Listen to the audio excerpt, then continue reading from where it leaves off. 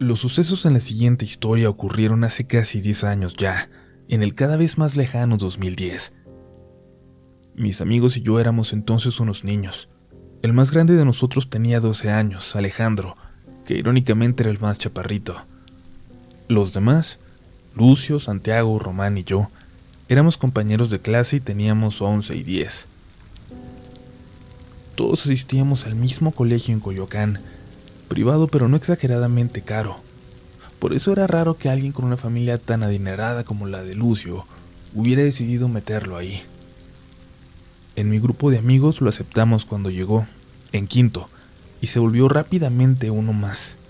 Nos volvimos inseparables. Su familia estaba en una especie de grupo religioso que con el tiempo y recordándolo, creo cada vez más que era una especie de secta. Y no me refiero a una secta malvada, sino a la definición más básica de secta. Eran muy cerrados. Creían en Cristo, creo, pero de una forma diferente. En una de las reuniones anuales que organizaban, y de las cuales al menos yo acompañé a 2 más a Lucio, sus padres nos invitaron para que nos quedáramos el fin de semana con él.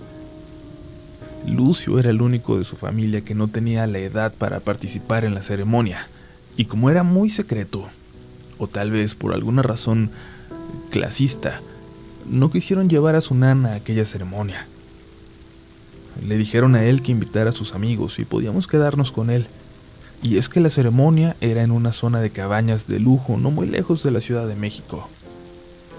Habían rentado toda la zona, y en una de las cabañas, donde los hermanos mayores solo llegarían a dormir, podríamos estar nosotros disfrutando de la alberca y el fin de semana ahí, alejados de todo. Nosotros aceptamos porque nos parecía una aventura. Era emocionante y, les digo, en aquel entonces pensábamos que era casi un retiro católico el que realizaría la familia y sus amistades. Por eso pudimos ir todos. Además, Santiago acababa de perder a su hermano mayor, apenas de 16 años, en un accidente. Sería bueno para él distraerse un poco. Aunque ahora es una zona conocida sobre todo por esa parte de cabañas de lujo, antes de llegar aún está el pueblito que le da nombre al lugar. Parecería, por los colores en las calles, que está tan vivo como siempre, aunque cada vez dicen que hay menos gente, porque para los habitantes ahora es mucho más conveniente buscarse la vida en la ciudad que ahí. Llegamos el viernes por la noche directamente a dormir, y por la mañana, al amanecer, salieron los hermanos de Lucio vestidos de blanco.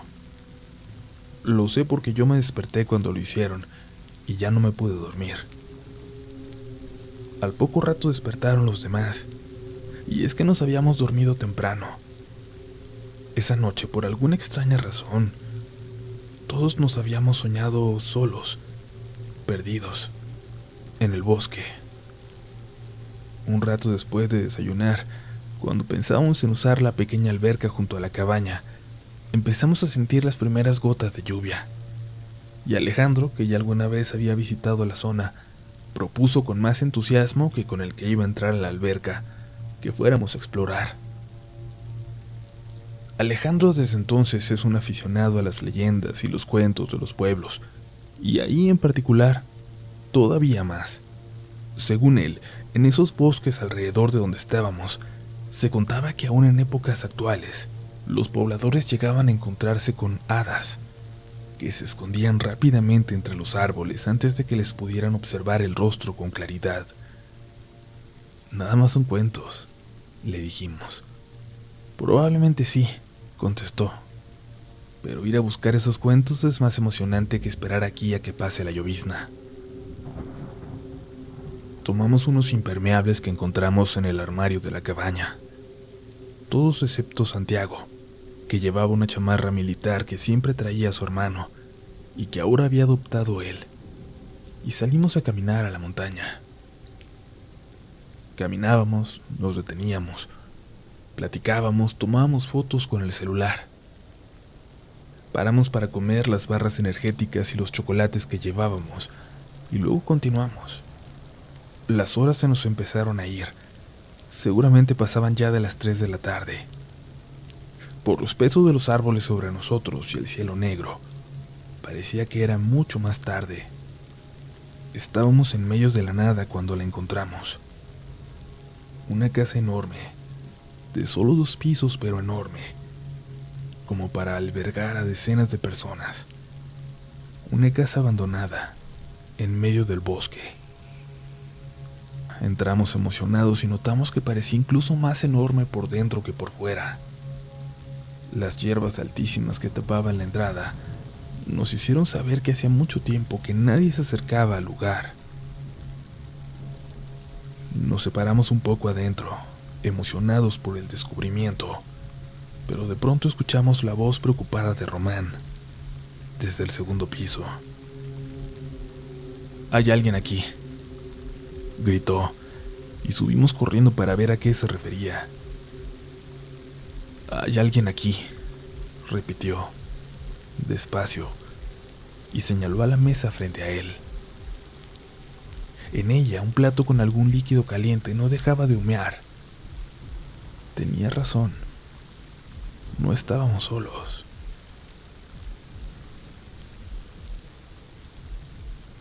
Sí, aquí empieza realmente la historia, pero esperen porque, antes de explicarles lo que vivimos ahí, quiero contarles lo que descubrió Alejandro 8 años después.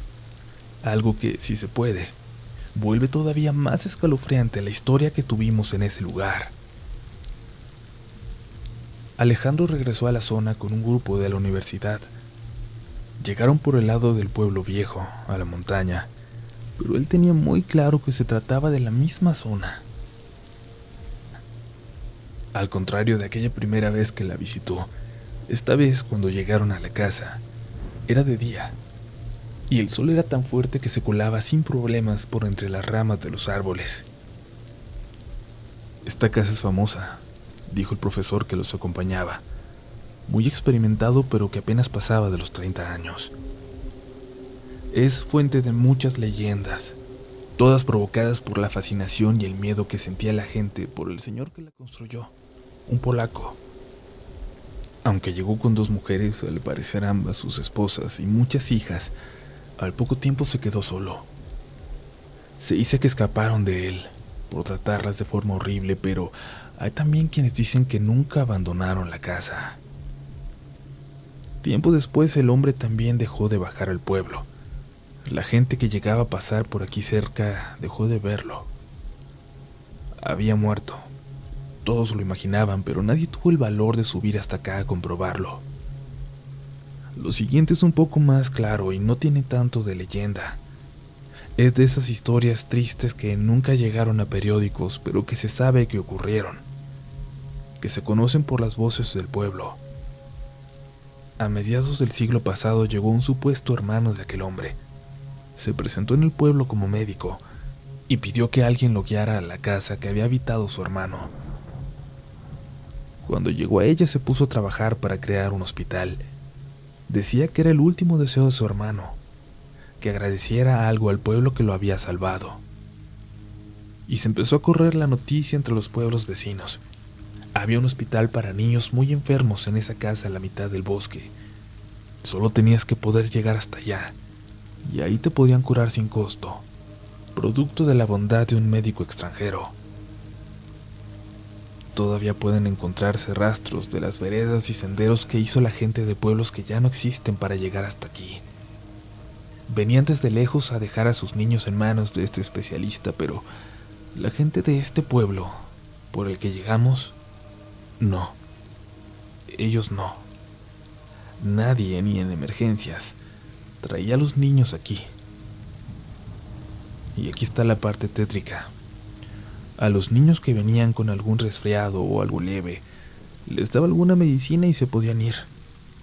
Pero hubo otros a los que tuvieron que dejar los padres. Les decía que era necesario que estuvieran bajo su cuidado por unos días para que se recuperaran por completo. En algún momento estuvieron casi una decena, y a todos les dijo que volvieran el próximo sábado para ver cómo seguían y si ya estaban suficientemente fuertes para irse a casa. Cuando llegó el sábado, se encontraron varias familias en el camino. Llegaron hasta aquí para buscar a sus hijos, pero todo estaba cerrado. Tocaron y tocaron por un buen rato, pero no hubo respuesta. Forzaron la entrada y buscaron a sus hijos por toda la casa. Solo en aquel primer recibidor daba la impresión de ser algo que perteneciera a un hospital, porque después de esa puerta, todo seguía tan abandonado como había estado hasta entonces. El olor a humedad se comía la casa. Las hierbas habían comenzado a apropiarse del lugar. Y hacía un frío terrible. Hacía más frío adentro que afuera. Buscaron por toda la casa y en el segundo piso encontraron un pequeño comedor. Había un plato con alguna especie de caldo, aún caliente. No podía estar muy lejos. Sin embargo, por más que buscaron cada rincón de la casa y vinieron después desde los pueblos vecinos para peinar el bosque, nunca encontraron ni a aquel supuesto médico, ni a ninguno de los niños. Es por eso que al entrar al bosque, como ustedes pudieron ver, hay un pequeño grupo de cruces que los representan. Siempre tiene flores, aunque quién sabe si los familiares de aquellos siguen vivos, o es una tarea que le han encomendado a las nuevas generaciones. Si no viniéramos hoy con el tiempo contado y buscando algo distinto, les diría que entráramos, les dijo el profesor.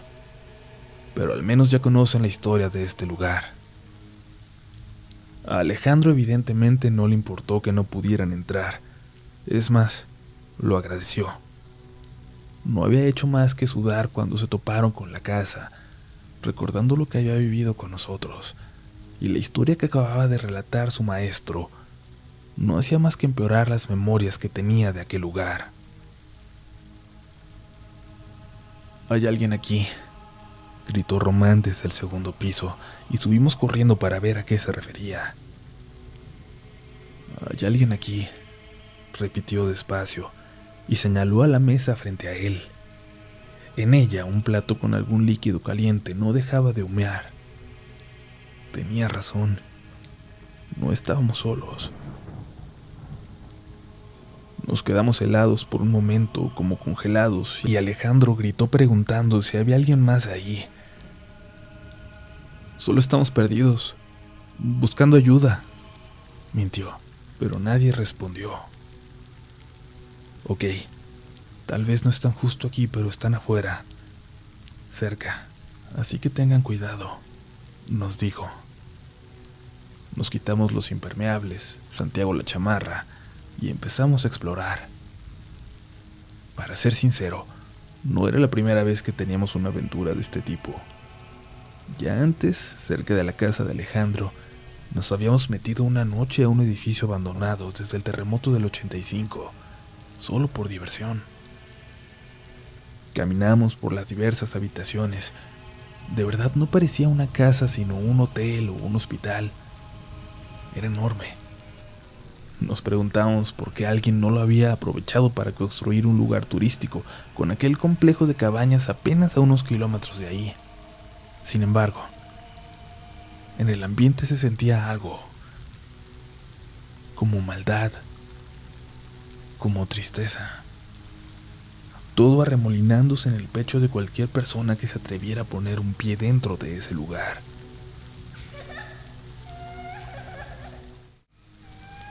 A lo lejos escuchamos que alguien lloraba. Sonaba como una niña o como un niño pequeño. Regresamos todos al pasillo y nos miramos entre todos, sin saber qué decir, sin saber si hace ruido o no. «Es una niña», dijo Santiago. «Tienen a una niña aquí. ¿Qué hacemos?» En ese momento pensamos que tal vez alguien, alguna familia, estaba utilizando ese lugar como refugio, pero justo antes de que alguien se animara a hablar, el llanto cambió. Les juro, cambió de repente de parecer el de un niño a una voz horrible, como la de un anciano. Escuchamos también cómo alguien movía los matorrales frente a la puerta para entrar. Las escaleras estaban justo detrás de esa puerta y nosotros estábamos al final de este. Si eso que estaba entrando subía las escaleras, no habría forma de escapar. Corrimos de puntas hasta la habitación del fondo para escondernos allí, y eso subió las escaleras. Me distraje por un momento viendo hacia la puerta cuando detrás de mí abrieron una puertita de menos de 1 metro que daba hacia otra habitación, tan pequeña que ni siquiera la habíamos visto. Entré detrás de ellos y los vi en la habitación contigua abriendo con dificultad una ventana. Sin embargo, la zafaron y cayó, rompiendo el vidrio y ahora sí, evidenciando nuestra presencia en el lugar. Era un segundo piso, pero debajo había un arbusto que, aunque nos raspó, amortiguó la caída. Cuando caí yo, que era el último, ya me esperaban los demás para levantarme y empezamos a correr. Pero enfrente, a unos 50 o 60 metros, de pronto Santiago se detuvo, tentándose con ambas manos el pecho. Mi chamarra. Dejé mi chamarra. Intentó regresar corriendo, pero lo detuvimos, mientras nos escondíamos detrás de los árboles. Quiero ser muy claro en que lo que vi entonces pudo ser obra del miedo, de la adrenalina, de la poca luz, de las ramas entre aquella ventana por la que saltamos y nosotros. Pero vi cómo se asomó alguien, algo, por esa ventana, como buscándonos. Se movía muy rápido, como desesperado, mirando para todas direcciones, como una persona normal, pero un poco más rápido. Pero se veía como si trajera la máscara de un muerto. Tenía la carne seca, podrida, y había un vacío en sus ojos. Es una máscara. Era una máscara. Era una máscara. Me sigo diciendo hoy en día para poder dormir. Santiago empezó a llorar. Dijo que lo dejáramos, que iba a volver. Lo detuvimos como pudimos entre todos, excepto Lucio, que se echó a correr. Corrió directamente de nuevo hacia aquella casa. Y cuando saltó los matorrales frente a la entrada y cayó dentro, vi como aquello de la ventana, aquello que nos buscaba, volteó de nuevo hacia dentro de la casa y desapareció. Lucio dice que saltó las ramas y al caer dentro, sintió de repente una infinita tristeza. No lo puede explicar de otra forma. Tanta tristeza como si tuviera ganas de llorar, como si lo único que pudiera hacer fuera dejarse caer de rodillas y llorar. Pero pudo más el deseo de ir por la chamarra, por esa chamarra del hermano de Santiago que ahora significaba tanto para él.